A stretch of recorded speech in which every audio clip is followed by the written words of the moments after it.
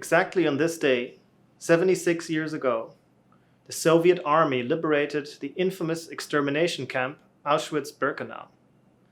What the soldiers found there was difficult to comprehend, even to those who had been fighting a terrifying war. A sight so barbaric, so inhumane, that it is hard to describe with words even today. What happened at Auschwitz was the cruel, systematic, and premeditated killing of an entire people. The almost 1.2 million Jewish victims who were murdered there had not heard of the place before. They arrived after a terrifying journey in packed cattle cars, fearful of what was going to occur next. To us, Auschwitz is a place of infamy, of terror, of the danger unchecked extremism and racial hatred can lead to. It is the place where human civilization reached its lowest depths. But let us also remember the millions of innocent victims who did not die there. The victims of the ghettos, the transports and death marches, the mass shootings, and those who perished fleeing as refugees or through sheer exhaustion, starvation, disease, punishment, and slave labor. Tonight, we pay homage to all the victims of the Shoah, all 6 million of them. The United Nations General Assembly chose today, January 27, as the day to commemorate all those who perished in the Holocaust. The 6 candles lit in their honor symbolize our unshakable commitment that we will continue to remember and that we profess to do our utmost to push back against intolerance, to combat anti-Semitism, to stop racial hatred, and to treat others with respect and dignity. Today, we are profoundly honored to be joined by a survivor of Auschwitz. At over 100 years old, Eddie Jaku is a truly remarkable man with an even more remarkable story. We are immensely grateful to Eddie Jaku that he is willing to share what he witnessed and lived through as a young man. The pain, suffering, and anguish he had to endure may seem almost incomprehensible to us today. Yet the Holocaust was not that long ago and not that far away. It happened within one man's lifetime. Eddie Jaku's story of survival in the most adverse of circumstances is a powerful reminder that we cannot and must never forget what happened 76 years ago.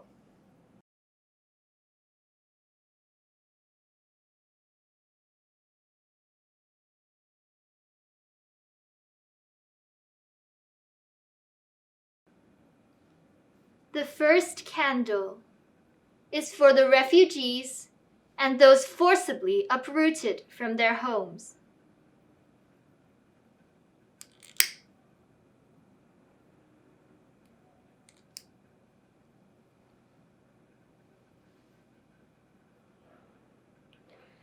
The second candle is for the victims of the ghettos.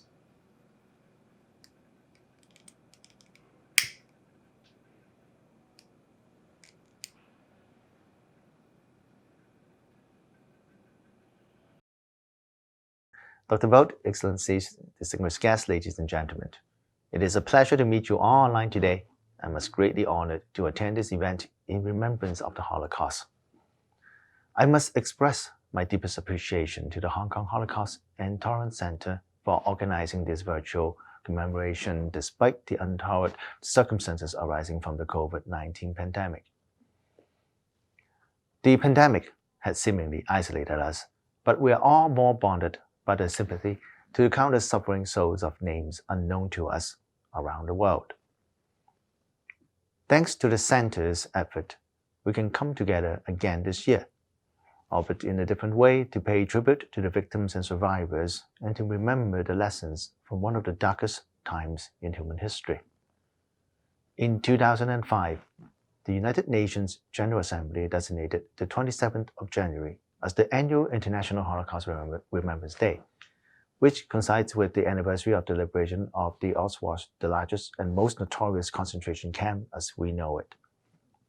Not only is this an occasion for honoring the memories of Holocaust victims, but also an invaluable opportunity to educate people across the globe about the history of such atrocities.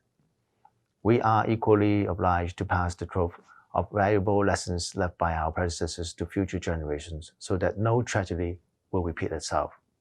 And to this end, the Hong Kong Holocaust and Tolerance Center has taken on a mission to educate the public on the Holocaust and promote tolerance in Hong Kong and across Asia. I know that over the years, the center has organized numerous conferences, workshops, exhibitions, and remembrance events that present historical facts and advocate universal values like respect and equality. Such endeavors help educate the general public, especially the younger generations, and to shape our society into one that is inclusive and pluralistic, free of discrimination and hate, yet full of love and care. Together, we can avoid the passive sticks and build a better future in which we embrace our differences and bond together equality and humanity. This year's theme of the Memorial Day is facing survival. If we think difficult enough is our situation in fighting the battle against the COVID-19 for a year now, how unimaginably formidable it was for the people then for survival under the constant threat of death in the concentration camps. It is unbearable to fail, but it is worse never to have tried to fight back and survive adversity, be it a pandemic destroying the lives or tyranny overthrowing humanity. The horrors of death camps took countless lives, yet somehow some preserved and survived. The critical message carried on. Their stories teach us the triumph of human spirit and inspire us to strive for a better world for all. And I wish today's event a great success, and to you all, a healthy and prosperous years ahead. Thank you. Once again, we are gathering this evening to commemorate the United Nations Holocaust Memorial Day, but in a different format. This is probably the last memorial ceremony I will participate in Hong Kong, as in summer I will be returning to Israel upon completion of my tours of duty. I am much saddened that the COVID crisis had prevented us from meeting physically, and in that way I part from you virtually. I would like to take this opportunity to say that I have cherished the partnership with Hong Kong Holocaust and Tolerance Center in the important task of informing and educating the people of Hong Kong about the Holocaust. I am grateful to the unfailing support of the Hong Kong SAR government, especially from Home Affairs Bureau, and to all of you for participating and supporting us in the making of this meaningful annual event. Like in the past, we light tonight 6 candles in memory of 6 million Jews, men, women, and children that perished in the Holocaust. Some people might ask, especially the younger ones, how and why is the Holocaust and the stories of its survivor be relevant today? Major historical events have always taught us lessons for the present and future. The COVID-19 crisis has traveled through a time zone of over 1 year, and the devastation it has caused is deep and painful. It also shows us that some lessons of the Holocaust still are relevant to our lives today. I won't dare compare the horror and hardship during World War II to the current pandemic, but it's natural to see similarities such as loss of loved ones, loneliness and isolation, despair, and the need of hope in difficult times. I must also bring to your attention that in the first few months of battling the challenges of the pandemic, we had to, at the same time, combat the surge of racism and anti-Semitism. I would like to call upon especially our young generation to listen to the stories of the survivors, to the inspiring journeys that they went through. Don't forget that history repeats itself in different ways. Experience of survivors could help us to overcome future crises, to inspire you in current struggles, to uphold human kindness, solidarity, and help us all to become better human beings. We are fortunate this year to learn from the experience of the Holocaust survivor, Eddie Jaku, who is now over 100 years old. Yet back then he was only 18 when he encountered unimaginable evil and profound loss. He will tell you his story, but we should all make sure that the worst atrocities in history may never be forgotten, and most importantly, never happen again. The third candle is for the victims of the mass shootings.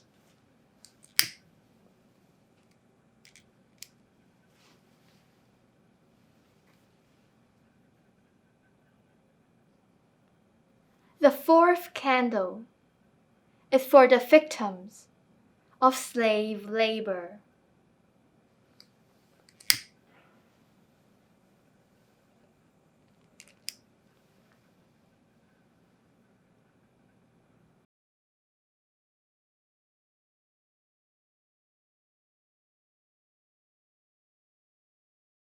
Eddie Jaku was born Abraham Solomon Jakubowicz in the year 1920 in Leipzig, Germany. Eddie's family regarded themselves as German first and foremost, and Jewish only in their home. Eddie was the only Jewish student at his school. He explained that Germany was a civilized country. Children from my school came to my house and ate with us. There was no distinction because we were always German first. However, this all changed when Hitler came to power. When Eddie arrived home from boarding school on November 9, 1938, no one was there. It was Kristallnacht. Eddie was captured, beaten, and taken to the Buchenwald concentration camp. Upon release from Buchenwald, Eddie and his father escaped to Belgium and later France, where he was again incarcerated. Eddie and the other prisoners were eventually put on a train to Auschwitz, but he managed to escape, leading 9 men to slip through the floorboards of the train. Eddie returned to Belgium, where he lived in hiding with his parents and sister until they were captured once again. In October 1943, Eddie and his family were arrested and transported to Auschwitz. Against all odds, Eddie survived both Auschwitz and the death march that followed the camp's evacuation. He was eventually rescued in June 1945. Eddie married Fleur Malho in Belgium in 1946, and the couple left for Australia in 1950, where they live with their sons, Michael and Andre. He joins us today from his home in Sydney. Eddie, it's impossible to read your story and not be forever changed by it. Thanks for joining us, our audience in Asia. Thank you. Thank you. It's nice to be there. Take us back to the days when you were growing up in Leipzig, Germany, before Hitler came to power. What was it like? Beautiful. Beautiful. I had a wonderful youth, up to 12 and a half years, something like that. In a wonderful country, good family life. We always had a family together, large family. My mom is from 13 children, my father from 8. So I had lots of aunties, lots of cousins, lots of uncles.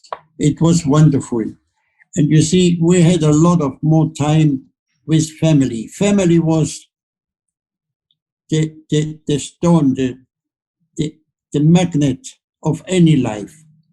We wouldn't do nothing against anyone in the family. See, this was the backbone of society. We have lost that a little bit. We have lost that. And because of family life, that we could survive the rise of Nazis. Without the family, we would be all dead because they were gangsters. But because we were helping each other, so we could survive. But when you're thrown at the 12 years or 13 years old, you're thrown out of school. That is all your dreams, everything falls apart. Then they come and beat you when you go to the synagogue or you walk to the school. They're waiting outside your house. You can't go out from your house. You go behind. There is another door out to a small lane, and you go like this so that they don't meet you. Or if you go to the synagogue, they're waiting for you at 12 o'clock on Saturday, and they beat you up. At that time, they didn't kill you, but they gave you a lot of hidings, you see. So Leipzig was a city of music and books. It's the city of the books, of printing, the city of big exhibitions, a lot of monuments, lots of things, lot of history is registered in Leipzig. It's the city of the fairs. It was, and Jews were involved in all industries. in sport, in everything. We were completely assimilated. A German Jew was first German, second German, and Jewish at home. Because Jewish is a religion, not a race. Please don't mix up that Jews is a race. We are not a race. If we live in China, we live like the Chinese. If we live in Germany, we live like the Germans. And if we live in Russia, they are like the Russians. I have nothing to comment sometimes with, they are Jewish, but they're from a different area, different upbringing, different studying, different outlooks, and different priorities. You see, what is my priority is not theirs. They drink, I don't. You know? I mean, Australian drink. I don't drink. I'm Australian now, but I don't drink. I drink water. This is my whiskey. Life was beautiful. In one word, life was beautiful. I can tell you that sometimes when I'm not down, but miserable, I think of the life I had with my parents, my sisters, my uncles. We were so united. We were so close together. And this is all what really my grandmother, who had so many children and so many grandchildren, has always, this was her. We wouldn't do nothing with her approval. This has gone today, you know. So I want, in my book, I want to reestablish what has been once the backbone of society, the family. I want to bring back. Maybe you are much closer, because I can see Chinese family in Sydney. They keep together like we were. It hasn't affected your people yet as other people, like British, French, German, and things like that. The young people today think they own everything. Nothing for the elderly. They have lost respect for the elderly. And what I said before, they're also running all the time. They have no time. So Eddie, can you bring us back to November the 10th, 1938? What happened to you on that day? On that day, I lost my name, I lost my dignity, I lost everything I lived for what I did, broke down, because I saw people, intelligent, educated, civilized, to become worse than animals. I mean, I told you, they took off, they started engraving a swastika in my arm. When I came to Buchenwald, to my first camp, the commander asked me, who done that to you? Because my pyjama was full of blood. And when I said to him, you're men, I thought he started crying, because he gave me a white sheet so I don't bleed in his car, and he ordered his driver to take me to a city. We were 38 kilometers away, and left me there 2 days unguarded to treat my beatings, stabbings, and things like that. And I asked the nurse, what would happen if I escape? And she said to me, have you got parents? Of course I have parents.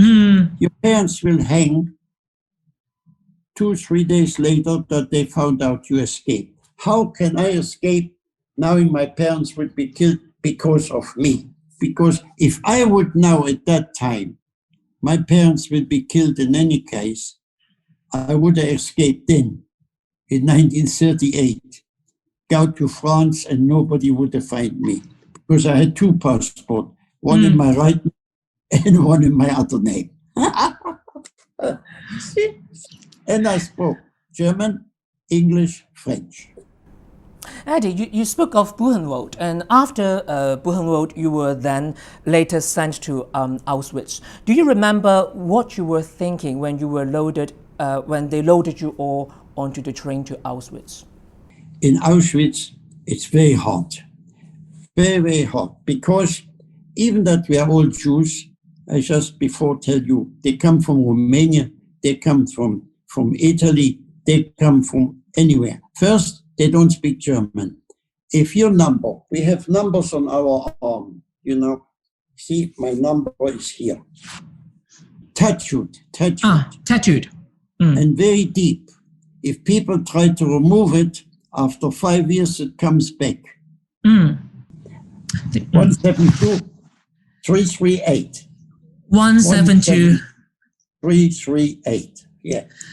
When you come to Auschwitz, everybody who comes to Auschwitz goes through a little bit of punishment first, and then you get put in a bin, including your head, that is to disinfect you. They're very frightened of infection of the skin. And then you get tattooed. And your arm is put in a sling, and you have to you look the other way. They give you some toilet paper to put in your mouth because it hurts. They have a big gun, like panel beaters, and with a big needle, they put that in. It goes through the skin and into the flesh.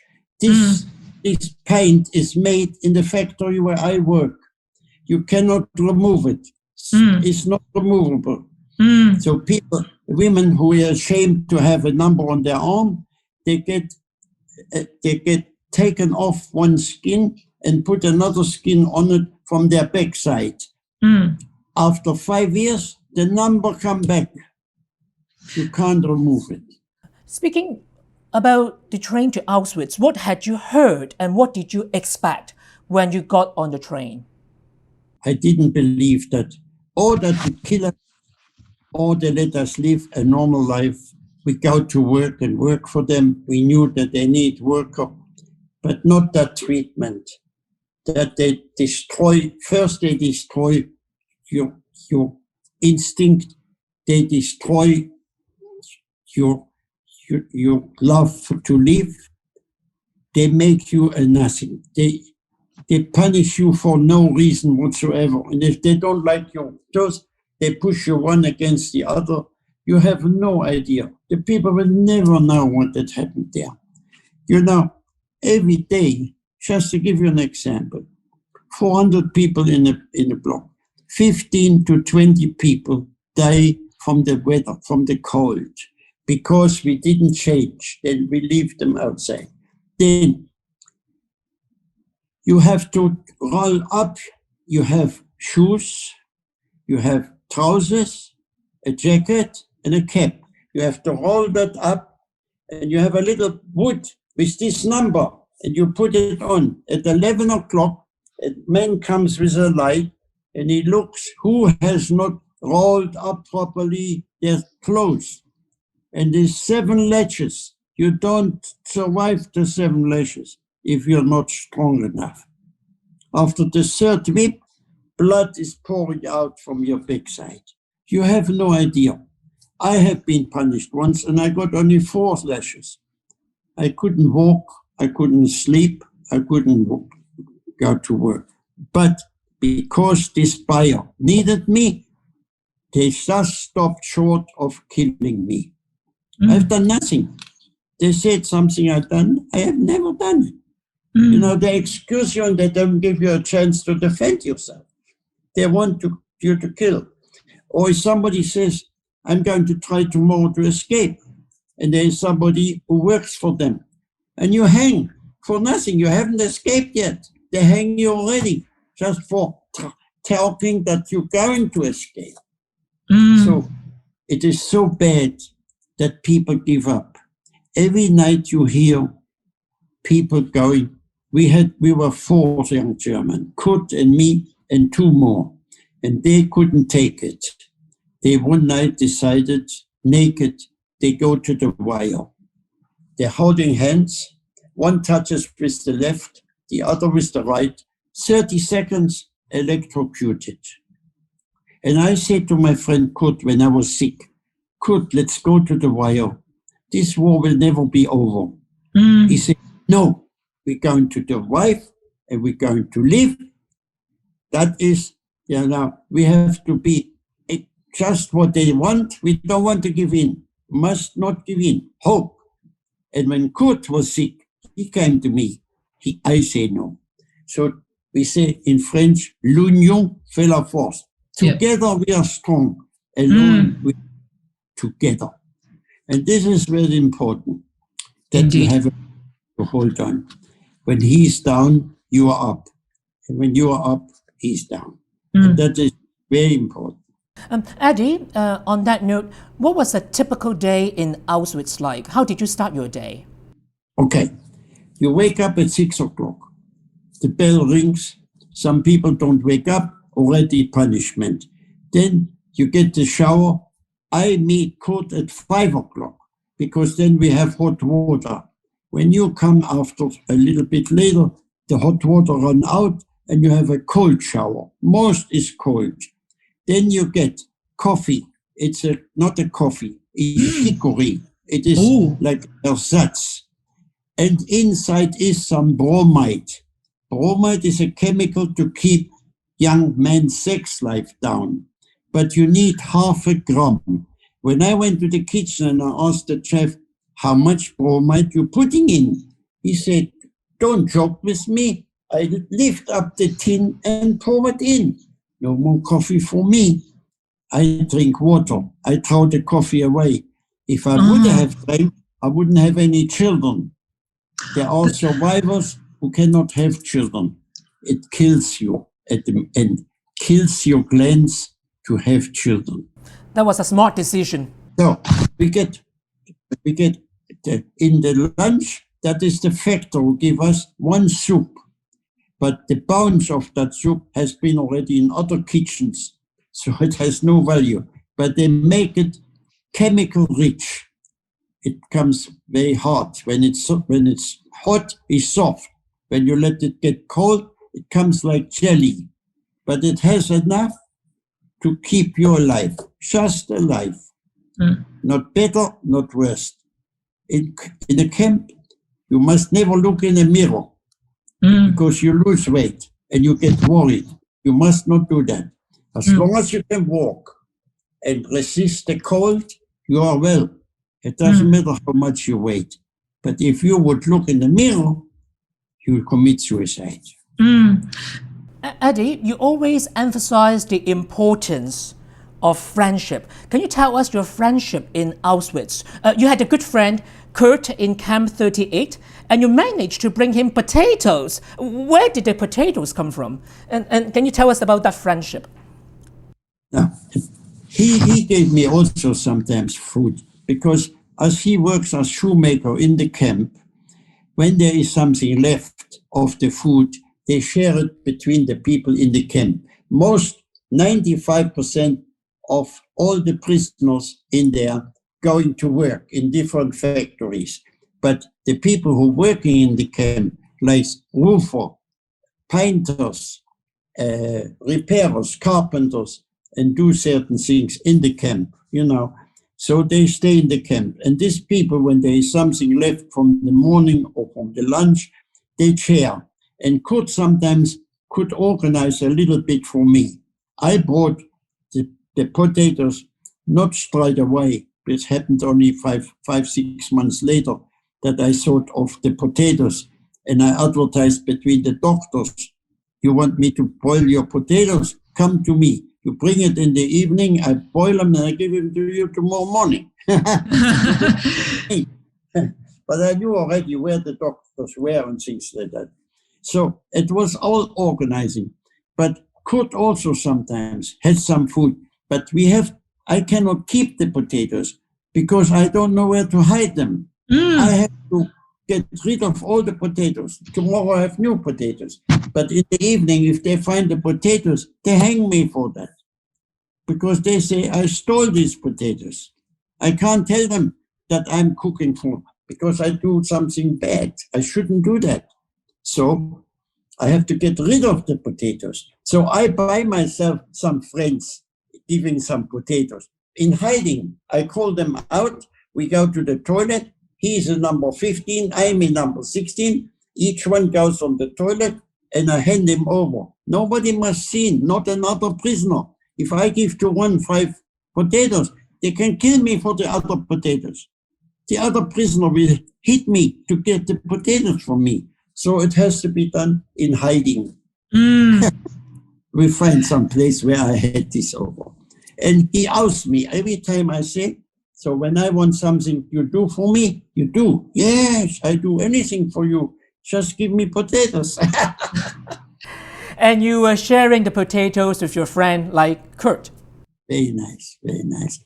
But I also bought things from people. I can tell you, not all Germans are bad. I would go with a guard for my machine because I'm chained to the machine. I'm chained to the machine. And I work. Then the guard must come 3 times a day. Every 4 hours must come, or 3 hours, and get me loose and take me to a toilet, number 2. Where I go is number 2. And then some people, some German, would pass my machine when no guard is there and say to me, which toilet? Number 2. What time? 3 o'clock. When I come into the toilet, I open the door. There's a little tin with some porridge. He gave me some porridge. So not all are bad. They want to help me, but they can't because they get excused and they get thrown out and they go to jail. So it's very hard for them too. I don't accuse everyone. I accuse only the ones which don't have to hit us and hit us. This is because they want to do it. An order is an order, but not always it is right. Sometimes even the worst person can have regrets and be a better man tomorrow.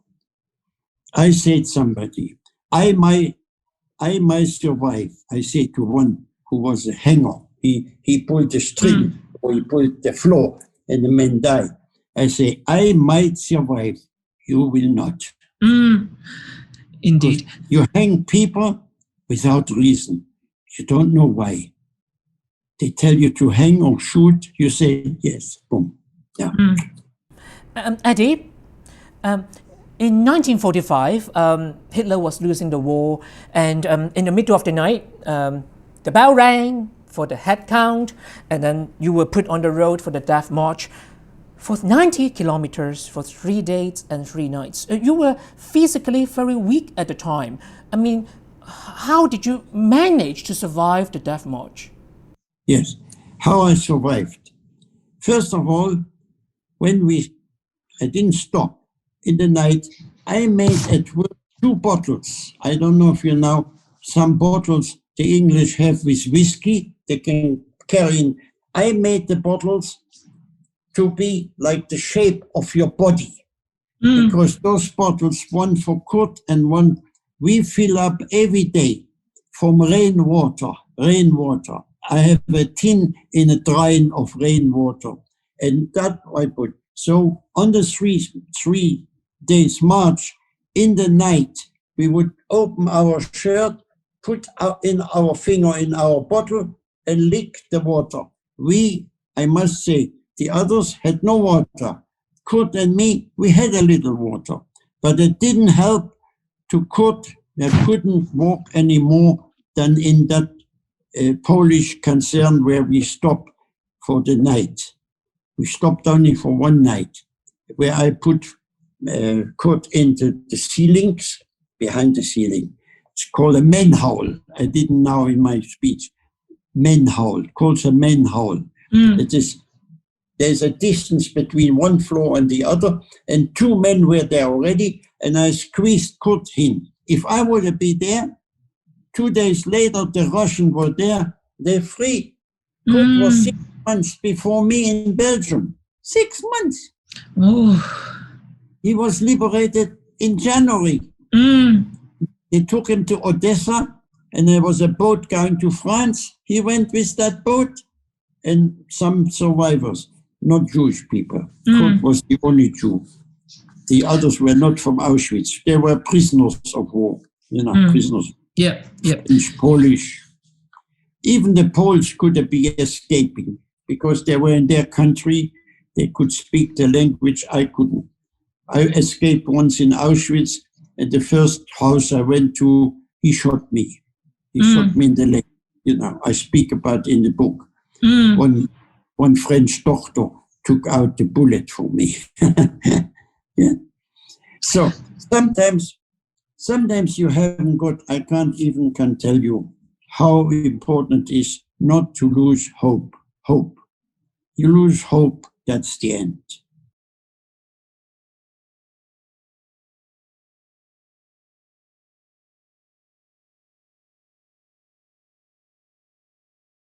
Because even when you think there is no end. I give you an example. Hitler ordered the Auschwitz camp to take 10,000 people to clean up a little city in Russia. They took us there by cars. All they wanted to clean up the city. Some with shovels, some on the truck, and take out the rubble from, because it was a city they needed. And they had no way to bring us back. They had us to throw us from a mountain into graves. The graves were already deep. And I was with about 5,000 people walking. And we came to a fork. And there was this way or this way. And they all were going this way. And I said to myself, I asked my father, in my head, I asked my father, Dad, what shall I do? All go this way. Doesn't look good to me. He said to me, go this way. If the destiny is to die, you die. 4 people followed me, 4. From the 10,000, 5 people survived. This is me and 4 others. Wow. Eddie, you used to say, you know, in the camp, survivors had to be very quick decision makers. And you were a very quick decision maker.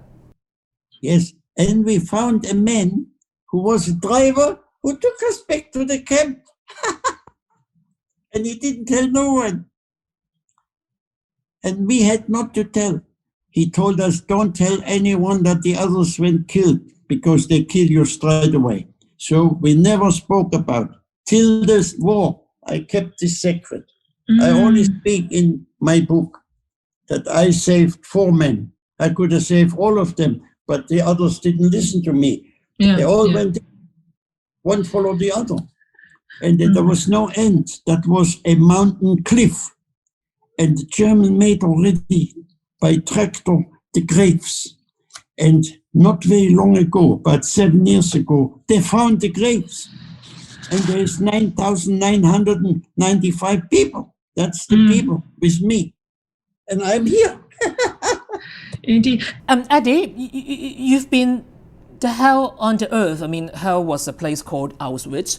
You were there, Eddie. And today, you also call yourself the happiest man on earth. You spoke about the book, the book's title, The Happiest Man on Earth. Why? Why? Because you see, not only survival, I have a family. 75 years ago, 80 years ago, I never thought I'll have a wife and children and grandchildren and great-grandchildren. When I realized that I have all this, it made me the happiest man on earth. This is the real meaning, that a man who can fulfill, first to be in a grave or see every day people dying by hundreds and thousands, and being alive and come back to Belgium without papers, without passport, without name, without nothing, and then be let in.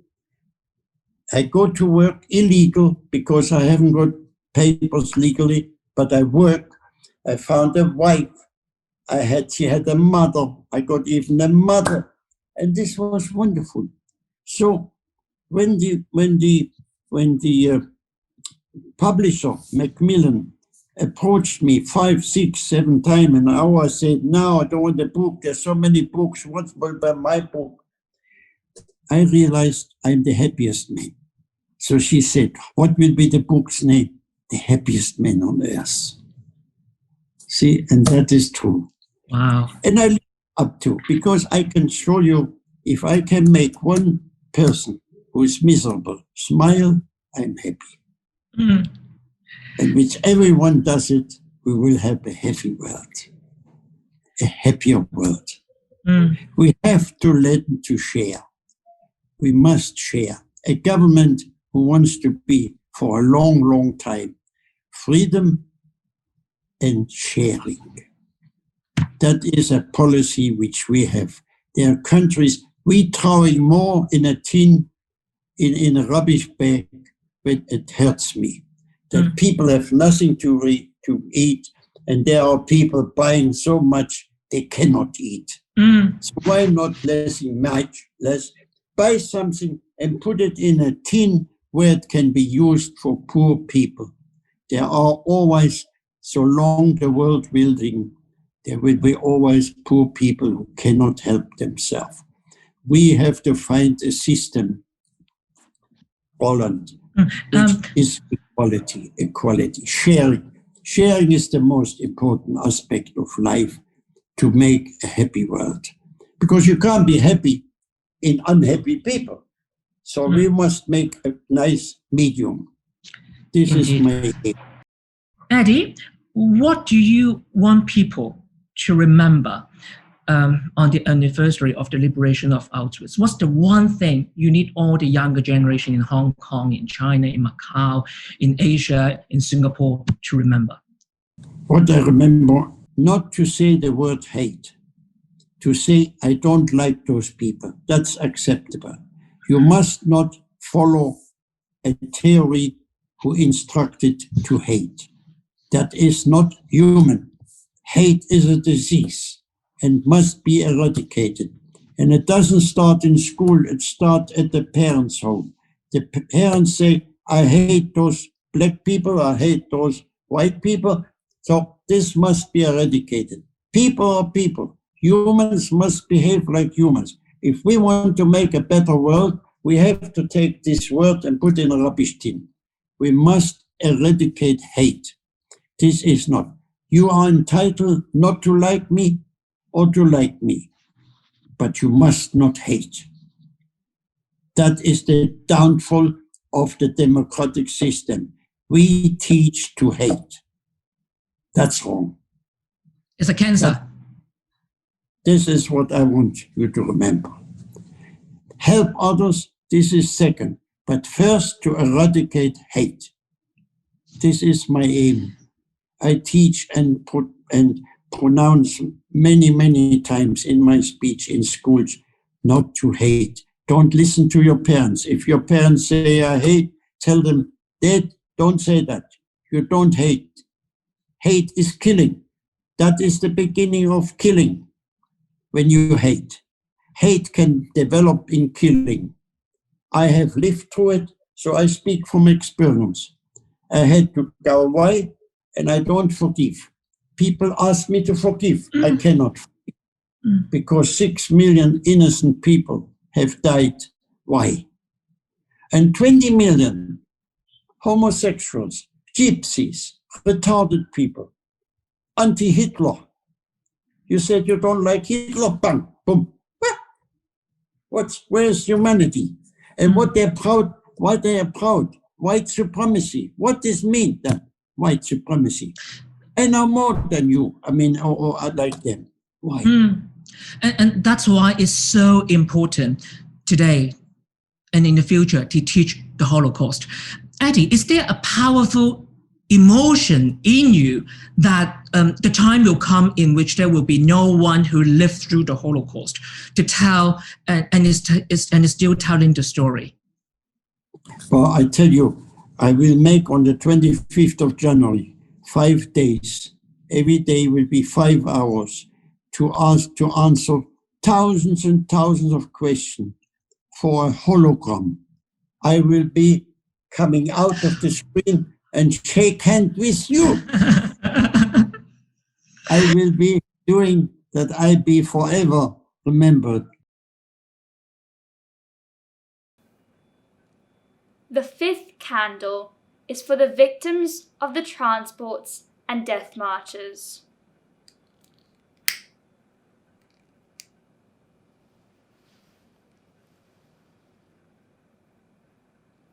The sixth candle is for the victims of the concentration camps.